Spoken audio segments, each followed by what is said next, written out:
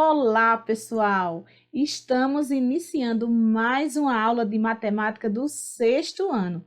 Hoje, na aula de número 4, o intérprete Darley e eu, a professora Maria Lima, falaremos um pouco sobre as unidades de medida. E para iniciar, eu já te convido a prestar atenção nessas imagens que eu acabo de apresentar aqui na sua tela. Então, nessas 4 imagens, observa bem cada detalhe para que você possa responder agora comigo aqui as perguntas, tá? Então, quais dessas imagens aqui, elas representam medidas? Todas, né? Todas estão representando algum tipo de medida. Agora, me diga, quais delas representam medidas de comprimento? Simples, né? Está bem claro para nós, até pelo conhecimento que nós já temos, né, do nosso dia a dia, que a medida de comprimento ela está expressa aqui, ó, onde essa pessoa está com a fita métrica em volta da cintura. E vamos aqui, ó. Quais delas representam medidas de massa? Então, aqui não é. Aqui no visor do micro-ondas também não, mas você pode ver aqui expressa, né? Esta medida do medicamento, ela está representando aí uma medida de massa. Então, quais são as unidades de medidas? Então, vamos falar um pouquinho sobre os tipos de unidades de medida, né? Essas unidades, elas são utilizadas para medir diferentes grandezas, tá? Então, como comprimento, capacidade, massa, tempo e volume. Então, o Sistema Internacional de Unidades é responsável por padronizar cada grandeza. Assim, as unidades são uniformizadas para a maioria dos países. Gente, veja só, o Sistema Internacional de Unidades, ele é super importante para esse tipo de padronização.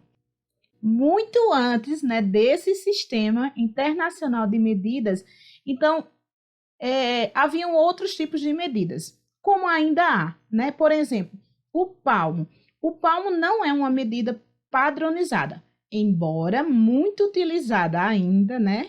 Mas não é padronizada, porque o palmo de uma criança é muito diferente do palmo de um adulto.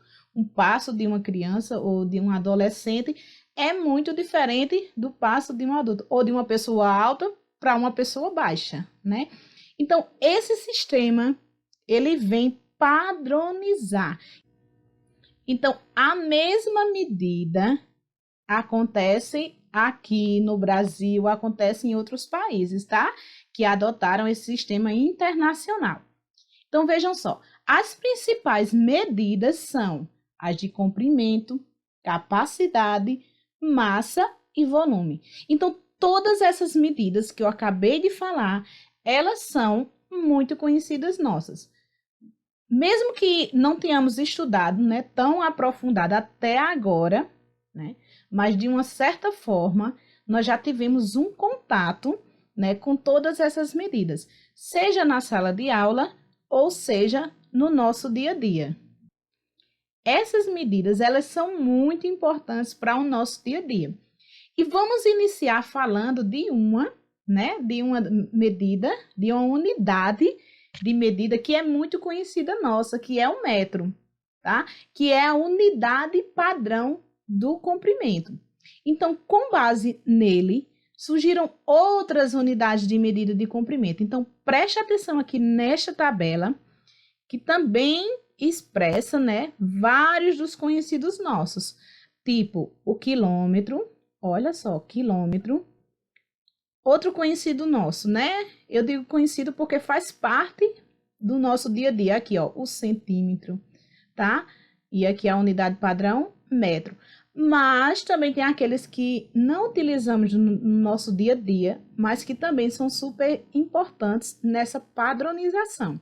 Então, nós temos aqui o hectômetro, o decâmetro, o decímetro e o milímetro, tá?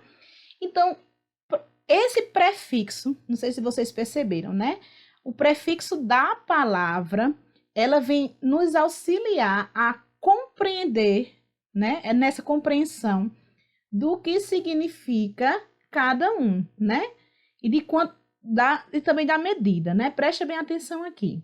Então, olha só, no prefixo da palavra. Então, decímetro, prefixo dec, indica a 10ª parte do metro. Olha que interessante, né? Decímetro, a 10ª parte do metro. Então, foca bem, né, na composição da palavra, porque essa composição vai te ajudar a compreender o que significa aquela palavra, vai te ajudar na compreensão matemática, né, daquele conteúdo. Então, preste atenção aqui, ó, centímetro. Centímetro. O prefixo centi indica a 100ª parte do metro. O milímetro, o prefixo mili, indica a milésima, ó, milésima parte do metro. Quilômetro, quiló, que é o prefixo, significa 1000 vezes o metro, tá? Então, assim como houve, né, a padronização nas unidades de medidas de comprimento, também houve essa necessidade, né, da padronização para as unidades de medidas de massa. Nessas imagens, né, você pode ver aí o emprego de várias situações, né, que estão presentes no nosso dia a dia. Aqui, ó, 400 gramas, né, 400 gramas de achocolatado, 1 quilo de arroz, né, 1 quilo de carne. Então, lembrando que 1 quilo corresponde a 1000 gramas. Isso é super presente no nosso dia a dia, né? Então, vejam só, como eu falei, né, essa padronização, também tem uma organização nesse sistema de unidades de medida de massa. Podemos ver aqui neste quadro, né, a representação do grama, do miligrama, do quilograma e de outras unidades de medidas de massa. Então, preste bem atenção aqui, ó. Temos aqui o quilograma, o hectograma, o decagrama, o grama, o decigrama, o centigrama e o miligrama. Vamos observar agora alguns instrumentos, né, que são utilizados para medir comprimentos. Então, veja aí, só para medir comprimentos, o quanto de instrumentos nós temos disponíveis, né? Então, nós temos aqui a trena, não sei se vocês conhecem, né, a trena, mas ela é bastante utilizada também. Mas essa eu tenho certeza que vocês conhecem, que é a fita métrica. Outra velha conhecida de vocês aqui, ó, régua, né? Esse daqui está presente no nosso dia a dia, né? No nosso dia a dia escolar. O paquímetro, acredito que vocês não conheçam, né? Isso é pouco utilizado no nosso dia a dia, no nosso, né? E aqui nós temos um metro articulado, muito utilizado por pedreiros, né? Tanto o metro quanto a trena. E aqui o micrômetro, tá? E diante, né, desses instrumentos, né, para medir comprimentos, nós podemos utilizá-los dependendo da situação. Por exemplo, para você medir o comprimento de um caderno, claro que você não vai utilizar, né, um metro articulado, né?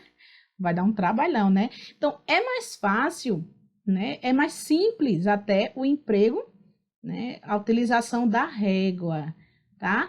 Claro que você pode utilizar, sim, a fita métrica, a trena, mas assim, a régua simplifica muito. Então, para medir também o tampo de uma mesa, claro que você pode utilizar a trena, a fita métrica, o metro articulado. A régua já vai dar um pouquinho mais de trabalho, né? Você consegue medir sim, mas vai dar um pouquinho de trabalho.